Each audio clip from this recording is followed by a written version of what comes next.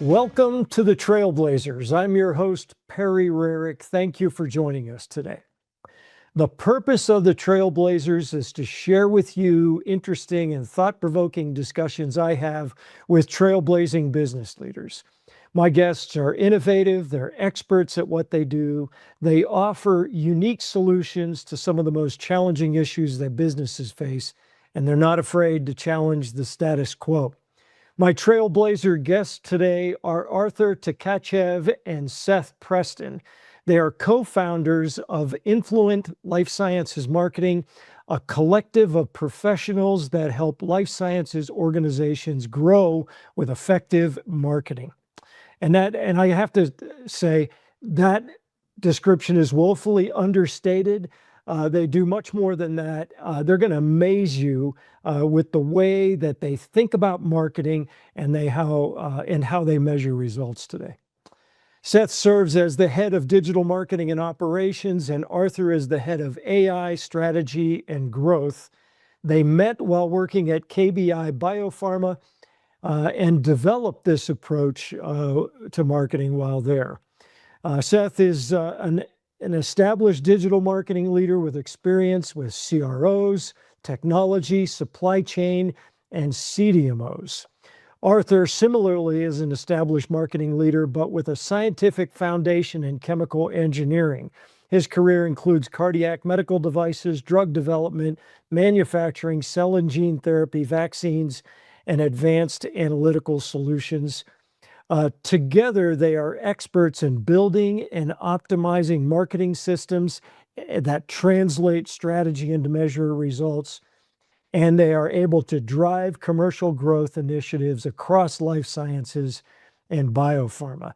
They represent modern B2B marketing and the integration of marketing communications and smart technology. They have a fresh, optimistic perspective, and you're going to really love the way they talk about this. Seth and Arthur, welcome to the Trailblazers. Hello. Thank you, Perry. Pleasure to be here today.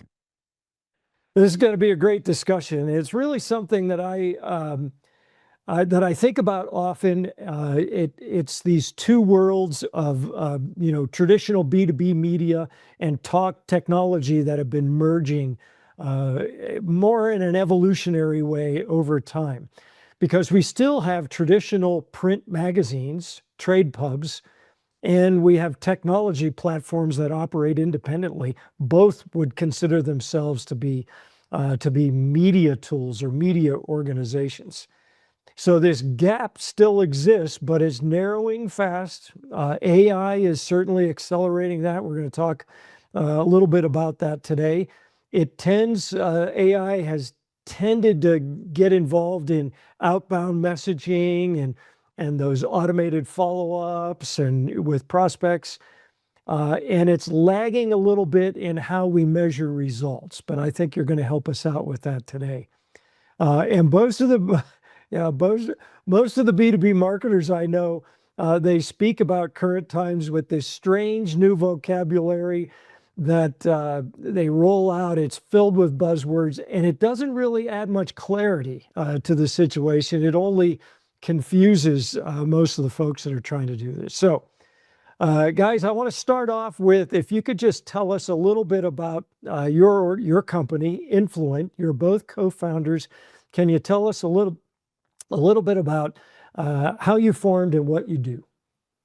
Definitely, and hope that we can bring just a little bit more clarity to the whole picture today. Influent is a marketing agency that's completely focused on life sciences solutions providers, organizations like CDMOs, CROs, equipment suppliers, really kind of the whole ecosystem that supports and sells into pharma. And it's everything from small to enterprise.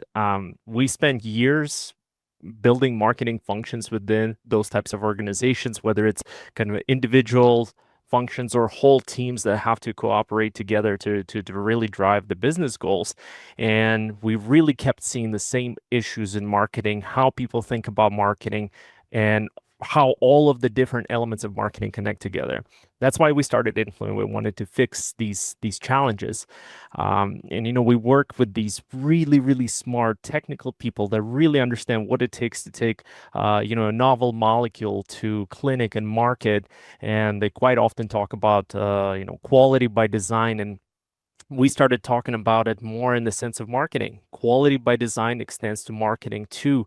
And, good strategy, good messaging can still fail without the digital infrastructure, but without the kind of processes that you build behind and how you kind of interconnect different elements of the team to really measure what's working and then replicate what's working well. So we feel that we're bringing a pretty fresh and unique approach to a lot of what the industry is currently seeing. There's a lot of historically we've skewed toward more safe clinical message. We really try to help our clients stick out because that's kind of become the norm or the regular, if you will, and we see that everywhere. So we really try to push the status quo a healthy amount and really help our clients stick out. And that's really been beneficial for both us and our clients, obviously. And because AI is going to be a subject of discussion today, we're both very early AI adopters, and that's going to be coming up a lot today. But we've created these systems and tools that kind of help us understand a lot of different things. We're going to talk a little bit more about that later on, but AI is going to be so central to this conversation. It's worth a mention that we have just been embedded with it since the get-go. Yeah. Very exciting stuff. I love, I think some of the finest innovations come out of problem solving. And that's why you started Influent. You saw some problems that were not being addressed, and you had some good ideas. So great stuff. When I spoke to you for the first time, you spoke very eloquently about how marketers have to guard against getting confused between symptoms and real problems, and how much wasted time and money can be, just wasted, I guess, chasing symptoms when the real problem is not being addressed. So I want to start the conversation there, and I want to talk about some of the common symptoms that your clients face, that B2B marketers in life sciences face, and talk a little bit about, let's expose them in an ugly way, and maybe raise awareness for our audience that they're probably facing these. Yeah, so at a very high level, I can start by kicking this off. There's a lot of different channels that historically have been just the kind of the bread and butter, and those have started to decay. And that's probably one of the first symptoms we'll talk about is stuff that worked 5, 10 years ago still works to some degree, but there's just so much additional noise now, especially with AI. Again, AI is going to be very central, but there's just so much noise from the sheer volume, the way people are measuring these. And some quick examples, just being email off the top of my head. Email has remained functionally the same ever since its inception. It's a great way to connect with someone's with a buyer in your inbox, right? Everything else has changed. The game has changed almost entirely. There's now a huge influx of emails. I'm sure, Perry, while we're on this call, I probably got five. Someone trying to sell me something that I don't even want or have never heard of. But this used to be very straightforward, and you could just connect by, I'm going to send my buyer an email about XYZ today, and you would probably get a decent success rate 5 to 10 years ago. It's almost become a mosquito in people's ears now. So these channels that, again, historically have been kind of the bread and butter are starting to decay. You'll start to see them maybe resurface in other areas, and we'll get into that a little bit more shortly. But another great example is a website's organic traffic. So this is something that has long kind of been a canary in the coal mine of success for many businesses of, okay, our organic is up to X number. We've increased it 100% year over year. And that's still great. And it's still somewhat of a canary in the coal mine. But that is one of the easiest portions of this to kind of point to and show some of that decay. You might be able to outpace it. You're going to grow, you're going to expand, you're going to do X, Y, or Z, but maybe your organic doesn't really stay the same. We'll see some of that start to maybe appear in other channels. Like you might start to get traffic from other sources, or it might disappear and you're not really sure where it went, but your business outcomes are either remaining the same, going up, or going down. So it's not exactly a one-for-one equivalent of what was once the case. Uh, I believe there's a lot more that kind of stems beyond these channels. But as far as symptoms go, those are some of the most ugly in your face for a digital first marketer, in my opinion. Yeah, Arthur, would you add anything to that? Definitely, one of the elements is channels that we do focus on, but the other side of it is the challenge around how you position yourself and message through those channels, and that's been a huge focus of our business. We do aim to analyze the channels and how they perform, understand how to activate the right channels to ultimately connect with your ideal customer, but in the end, if you activate those channels and you don't have good messaging, you're in trouble. If you look around, many very established brands really have evolved to sound the same.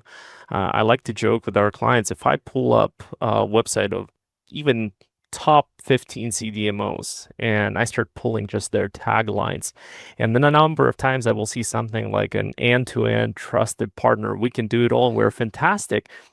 Oftentimes that is partially true. There are some really expert teams that can take on a molecule that's really complex to manufacture and solve those challenges. And I hear that story. I ask people, what's so good about your organization? And they'll be like, we had a person come in or a program come in where a molecule really failed in kind of early development. We couldn't get the right titers. There were analytical challenges. They didn't have the right methods for us. All of those challenges, we solved that, and we solved that over and over. And I've heard that story so many times, but ultimately you have to kind of dig underneath that. If you blind all the messaging and and place it all to each other, and you can't figure out which organization's which, that's a really big symptom of something that's just not working in how we're approaching that messaging and positioning element.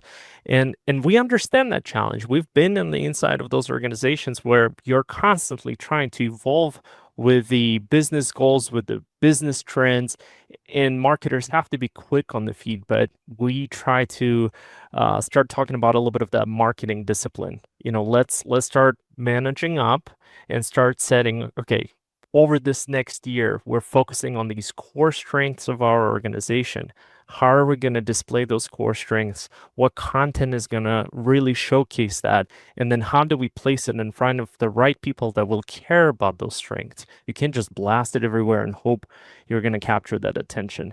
We really see that as a big symptom of challenges in the industry. And when everybody's talking about available capacity, well, it's hard to differentiate in that space. And that all just compounds downstream in marketing. If it all breaks down at the messaging level, it doesn't matter what channels you activate. You have to fix that first, and then you start, working through all of your marketing channels. And that's kind of, the whole quality by design extended to marketing. That's kind of how we think about this. Yeah, I like how you described how there's a lack of differentiation in the messaging that goes out. I used to play a game when I went to trade shows. I would ask people that question: "What differentiates you from your competitors?" And they all said the same thing. And if they're listening, they'll go, "I remember that guy asking me that question." So I hope I don't embarrass them. Seth, something you said, and I'd like you to get an additional comment from you. You said that emails now have become like a mosquito buzzing around your ear, and when people find that their emails aren't getting the kind of return they used to, they typically send more, which is not really fixing that symptom, right? Yeah, it's not. It's you're putting a Band-Aid on it.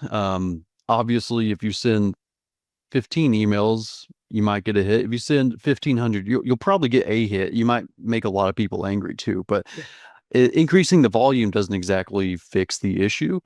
You can mask some of the problems, but you start to bleed into a host of other problems, and that just it's a compounding issue at that point, right? You're not fixing the core piece of this.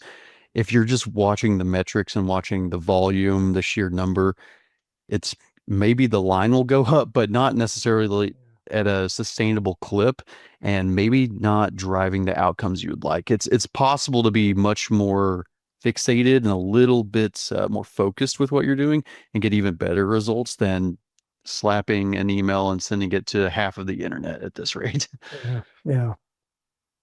So you guys have done some really smart root cause analysis. So you've taken this complex space and all of these symptoms and what's not working well, and you boiled it down to some root problems, some real problems that can be addressed.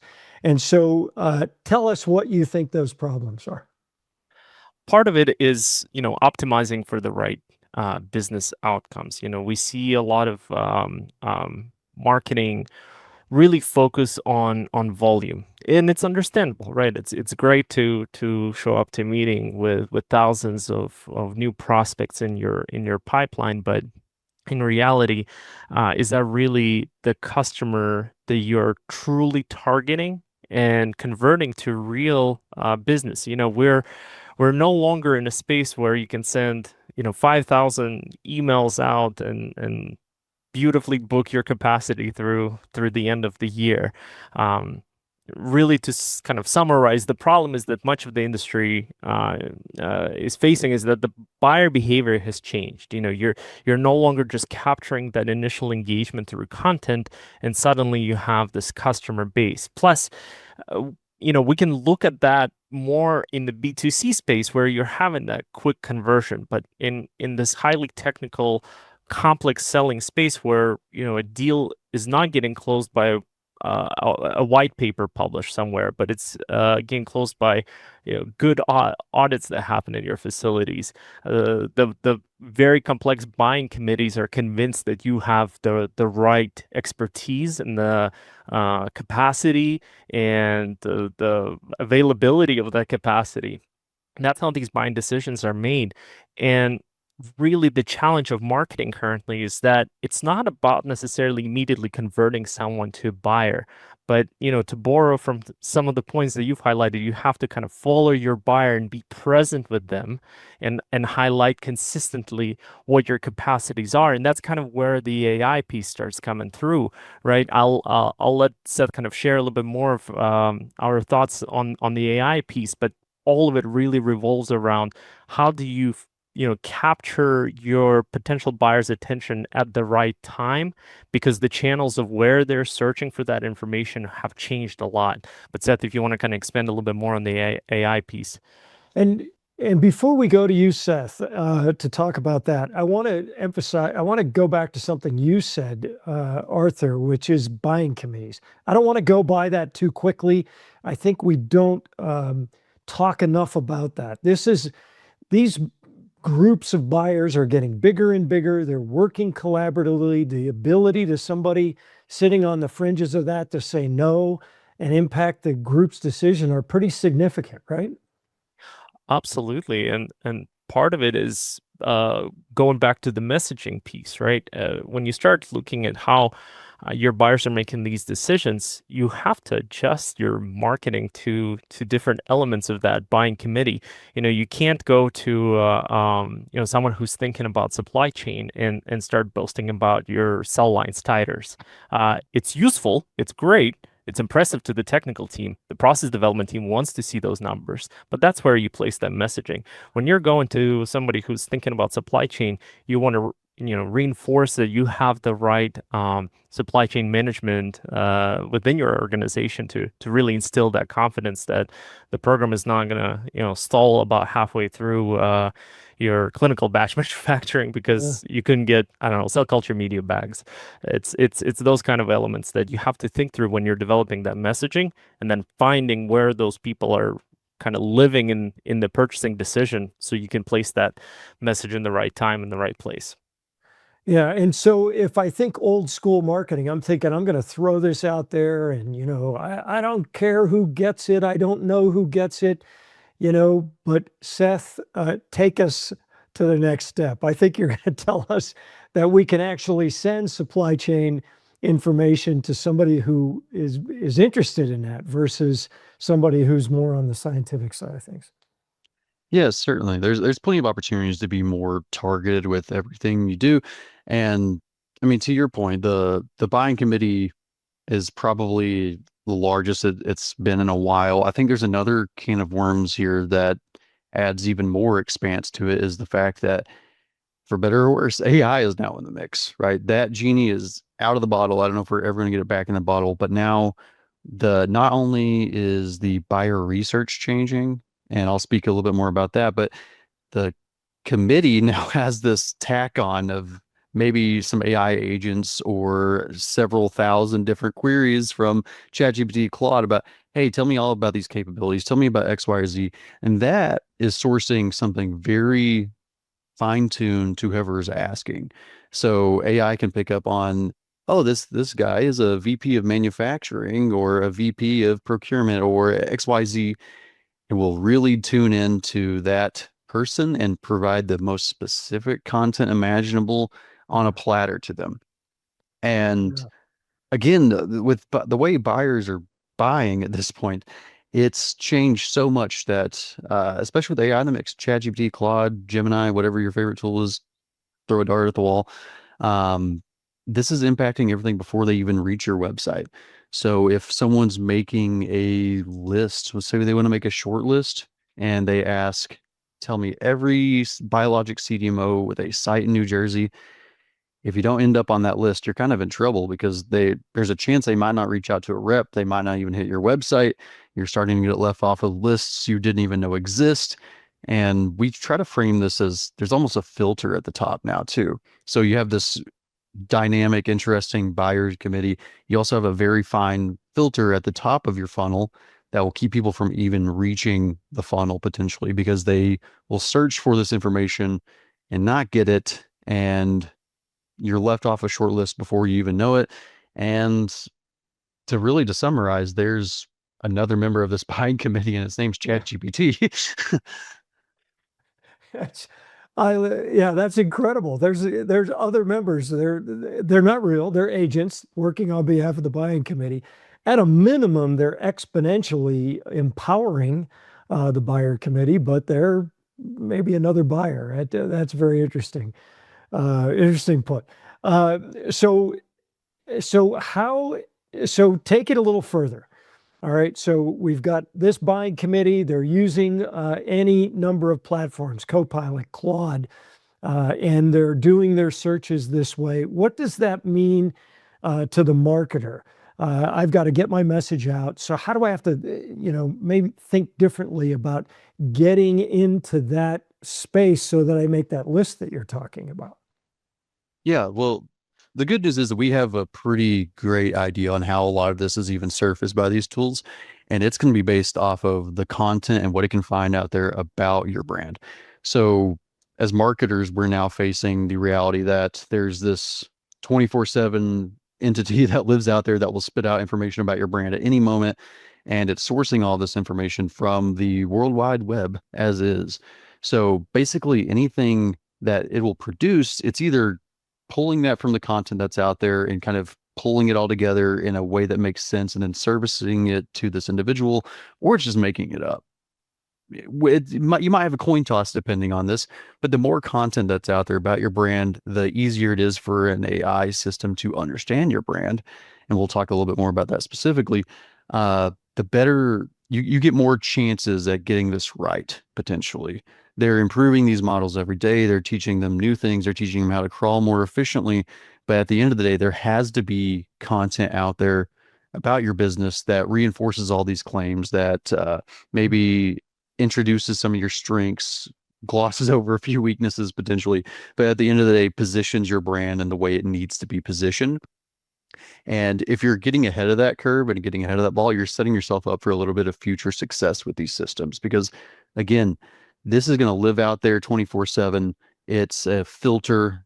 People are going to be asking it. I would bet $1 there's someone out there asking a question about your brand right now, potentially. And you can't get the genie back in the bottle. Yeah. It's incredible the way we talk about this. There used to be a time when you could, okay, I sell capsule fillers. I'm going to buy that term. When people search for a capsule filler, I'm going to pop up and I'm going to get some leads. And that world has been turned upside down. It doesn't exist anymore. Yeah. I want to okay, so let's transition to the solutions. I think we painted the picture ugly. We talked about the root cause, using root cause analysis, what the real issues are that marketers and sales teams need to be addressing. Now let's talk about the how. How can they do it? How should they be doing it? As that space started evolving, our first question was how can we go back to kind of some of the marketing foundations and source the right data to start even wrapping our head around what is happening in that space? How is it really influencing brand perception? And there are some tools that have started popping up on the market that kind of offer you, let's see how your brand is showing up in these search results. How well is it cited? Are you getting enough citations? And every piece of work that we do in marketing space, we always start looking at B2C space because it's a little bit ahead in terms of kind of technology adoption and trying different things. Their sales cycles are shorter, so they're Yeah. able to kind of get more data on what works. And we saw as of last few years, there's this kind of like influx of content appearing on LinkedIn, on Reddit, on other places where buyers are potentially exploring these solutions. And here we're talking about, your day-to-day consumer. And we're already getting influenced in that space as, daily users of gadgets, widgets that you can just buy. The same thing is starting to happen in B2B space, but there's not enough real data to understand, you can ask a question of give me top 10 CDMOs multiple times and kind of get a sense, but there's a deeper problem there. Your buyers are not necessarily asking a question of give me top 10 people, maybe at an initial level, but eventually they're going to start asking more complex questions. Hey, we're having issue with ABC in our process. We're a preclinical ADC company. Who has that, ability to solve this complexity for us?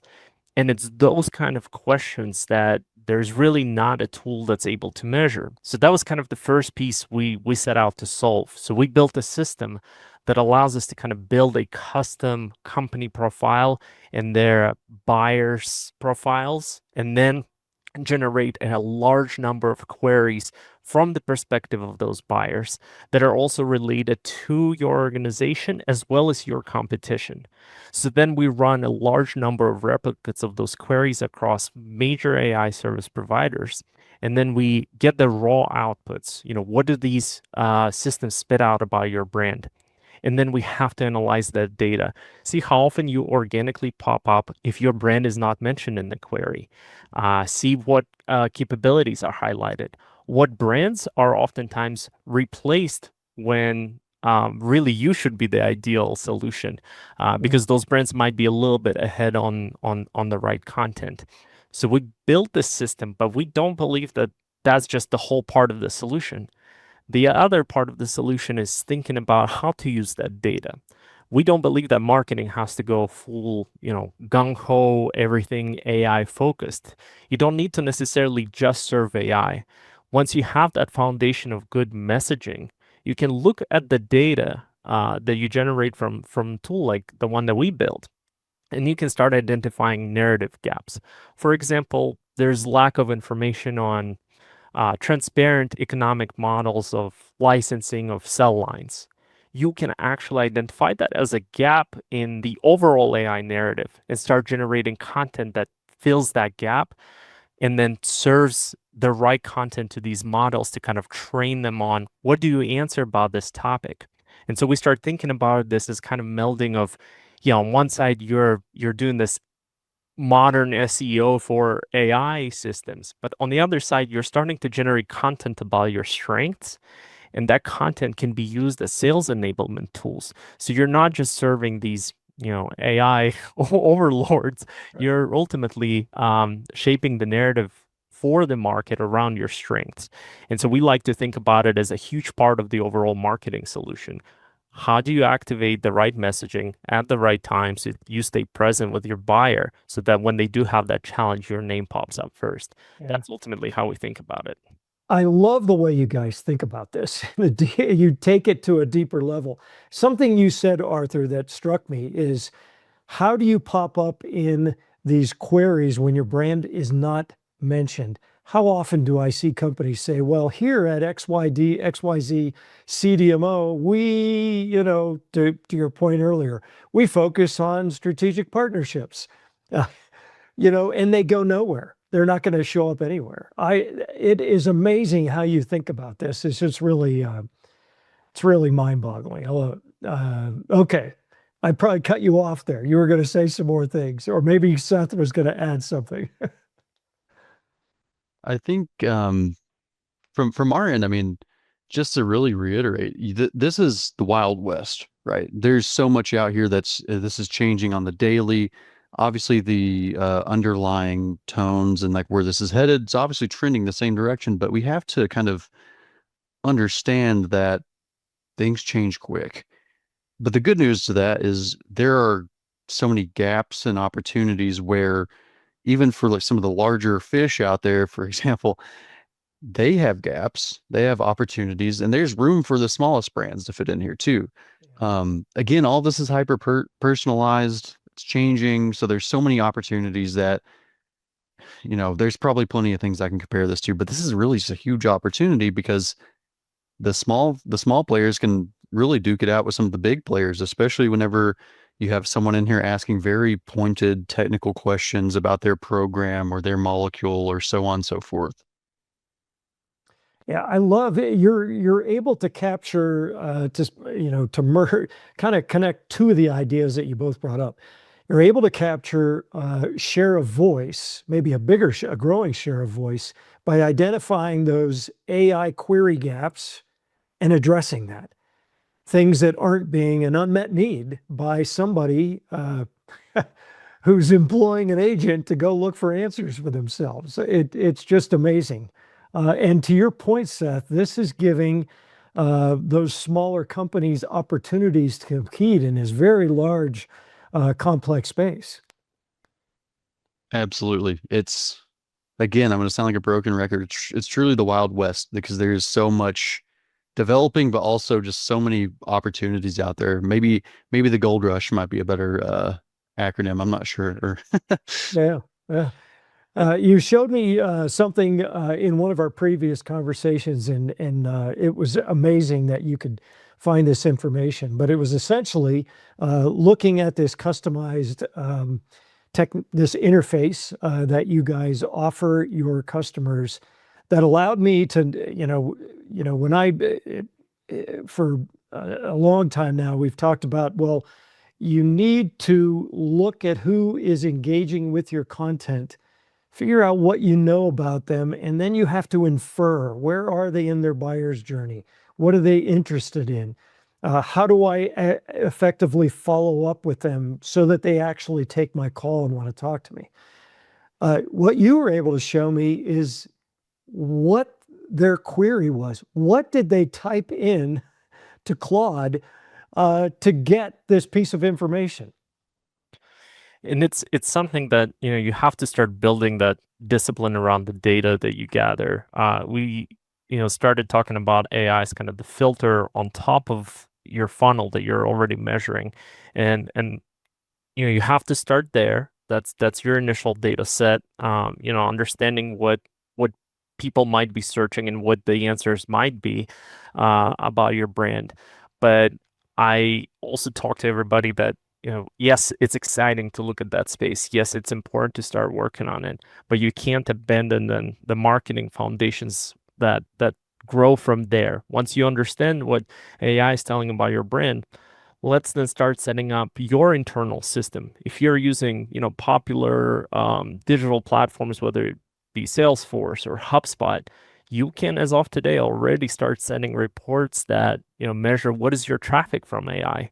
So once you understand that AI query data, let's take a look at how many people are landing on your website because of AI references. And you might start seeing some parallels where maybe you're not getting some organic search traffic, but you're starting to get traffic from ChatGPT. But there's still, to Seth's point of Wild West, there's still challenges. For example, we identified that Claude, as of right now, is not using what a lot of marketers might be very familiar with, just tag management, UTM tags that you put on your links to track where you're getting the source of the traffic from. Claude doesn't use UTM tags as of right now. A lot of marketers are begging them to implement it so that we can start tracking that. But a lot of that is evolving.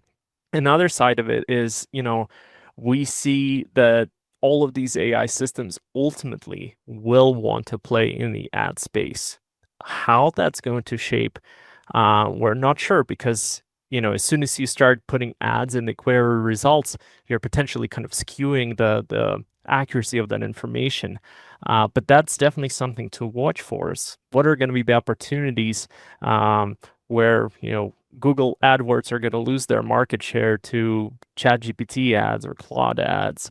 That's an evolving space that's directly relevant to kind of what we're talking about. Yeah, that's amazing. You've really uncovered something that's thought-provoking there, is what's the next step? That's really interesting, something I hadn't really thought about. But of course, it's going to be monetized. Definitely. That's what their businesses. They're going to want to do that. You guys are something else. You are trailblazers. You're right at the forefront of this. Before we wrap up, what else? What else should we be talking about here, and what else haven't I asked you about? Something that I think is important as all of these new channels are popping up in marketing is how you structure marketing teams. We believe that there's value in bringing kind of external perspective as an agency, but we are also big advocates for building the right functions within these organizations. The number of big global CDM organizations that we see where marketing teams are not clearly set in groups that own particular functions. There are too many organizations like that. It's still great to be a generalist marketer, kind of in the modern job market, but being on the inside of these organizations, I see best results from teams that have very specific ownership. When you have a team that, it's not that we just bought Salesforce or HubSpot. We have a team that actively manages that channel or content. It's a team that focuses just on content. And above that, maybe there's a strategic layer that connects all of those elements together. But ultimately, it's really important to start thinking about marketing teams as these kind of individual functional groups that are ultimately connected by the same goals, by the same kind of management system. But the function can't be blended. Way too many organizations just kind of blend these marketing functions together. It works for some, but we find that the best teams have very clear ownership of these functions and are resourced appropriately. That's where you start scaling, what works well.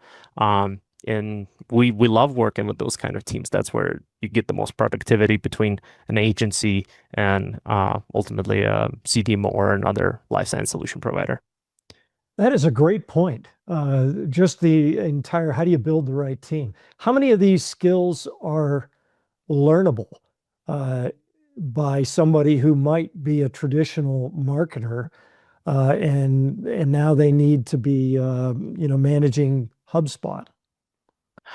Very good point. It's a lot of it kind of goes back to what Seth initially brought up. All of these channels maybe worked 5-10 years ago, and a lot of people cut their teeth and build their career around those whole channels. And now you have to start looking at the big picture. All of it is ultimately learnable. We live in the time where the Library of Alexandria is available at our fingertips, and it's all learnable. It's a matter of, do you put yourself in the position of where those conversations are happening, whether it's small professional groups. I also think a lot of these, if we're talking about AI, a lot of these AI providers do a fantastic job educating people. You can pull up documentation today about Gemini, about Claude, and learn about how these systems are functioning. It's all written in very plain language. They put amazing lectures on YouTube. We learned a ton just from like public information, and then once you learn those basics, you start testing different kind of hypotheses. But ultimately, that information is out there. It's a matter of do you have the time to sit down and learn it? A lot of marketers are busy. Yeah. Yeah, of course, they're overly busy. And professional development is typically something that does not get addressed in marketing departments. But you guys are great examples, Seth. You're great examples of somebody who was able to develop a set of skills that you probably didn't come into this world with, right? No, that's right. I mean, I think most marketers in our space are very comfortable and will acknowledge, hey, we learn a lot on the fly. And I have a very formal background in education and marketing, and all that goes out the window and everything starts to develop very quickly. And you get into new spaces, new industries. AI comes into the mix and turns everything over on its head and then back upright and then on its head again. So being quick on your feet and learning it as you go is kind of the name of the game with most of marketing. But a lot of the core things you learn along the way are probably going to remain true. But yeah, you've got to be on your feet. Yeah. And in this technical market, I can't say enough that sometimes you have to go into the lab, pick up the pipette, learn some basic cell culture or some of these technologies that we work with, so that whenever you're having conversation with the market, you can visualize what's happening on the other side. When I was early career, I'll never forget walking into a lab, despite my some chemical engineering kind of educational background. That world was new to me, and I had to have some senior scientists guide me through the some of the embarrassment of lack of knowledge. And Yeah. that was the real learning grounds, is learning some of the tech, be able to speak the language. Big credit to you guys. Great lessons there. How can our audience get a hold of you? We're very active on LinkedIn. Both Seth and myself can be found there, and we're always happy to connect. We love growing our network. And then, of course, folks are very welcome to visit our website, influent.com. There's a lot more information about how we approach AI and, in general, how we think about marketing. And I'll tell everybody, you spell influent a little differently, but if you just type in the two L's, you still end up at the right place. So, well, thank you, gentlemen. I've been speaking with Seth Preston and Arthur Tkachev. They are co-founders of Influent Life Sciences Marketing. Just you guys blow my mind with what you're doing. You're so far ahead of everybody else I talked to. So it was great having you on the Trailblazers, and you are both trailblazers. Thank you Thanks. so much, Perry.